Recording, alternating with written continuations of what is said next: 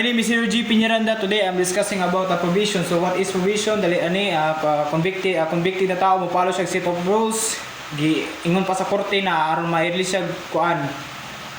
Probation. So system na akong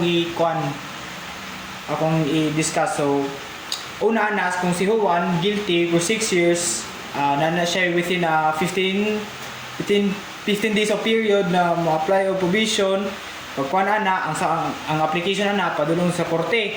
Pero and also napa na prosecutor, ang prosecutor mo comment within 10 days. Tapos pag gumana na nito'y trial court na referral order. Tapos ang referral order pa moato din na dito sa probation office or the CPPO. Tapos i-delegate din na sa investigating officer within a 16-day period. And tapos ang PSIR mauto post sentence investigation report isubmit din na dito sa korte within 15 days. So ang korte mag-decide kung i-deny ba niya na or i-granted. Kung i-deny, ang convict pillar mag-serve og pisuhan serve sentence kung kung mo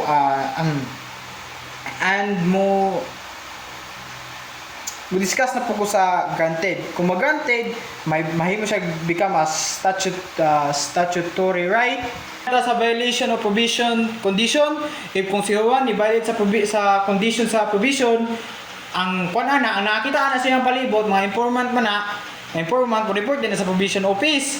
Tapos ang probationer officer or ang probationer supervising probationer officer mo conduct din na siya og investigation. Tapos makon na siya na tung tinuod ba na ang truthfulness atong informant. Kay kung tinuod mo kuan na siya og violation report ma-approve din na sa kung ma-approve na sa CPPO, padulong sa trial court na siya issue sa warrant of arrest. Summary hearing, ang probationer, of course, ang probationer na siya right to be informed, ay to counsel or pwede po siyang post of bail. And kung sa state pa siguro to, pwede siya maka-represent of prosecuting officer. I don't know. Nagtaon pa mag-pudap ta. So, proceed na sa trial court.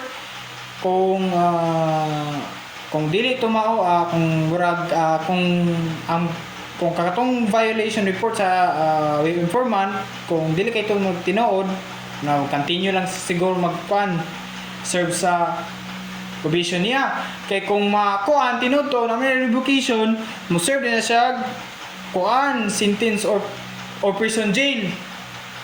Kung modification di mo kay not appealable. Anytime doing the supervision after sa summary hearing and also investigation sa probation officer, diri na ta sa termination of probation mo na niya ang final report ang submit ang probationary officer padulong dito sa korte. When sa unang balaod ang gingon na to kay 30 days before, karon sa bagong balaod kay 5 days before termination order, ma-restore ang civil and political rights sa tao ato na convicted, ma-extinguish yung criminal liability, tapos yung mga yung probationary case is ma-close na, tapos ang mga files mahipos or ma-archive. So moro to na gets na ko dito sa probation system. Dili pa kay ko knowledgeable pero na-try na ko. Kailangan pa na akong study and that's it. Kailangan pa na ako understanding. Pero this is my project. This is my assignment. So goodbye.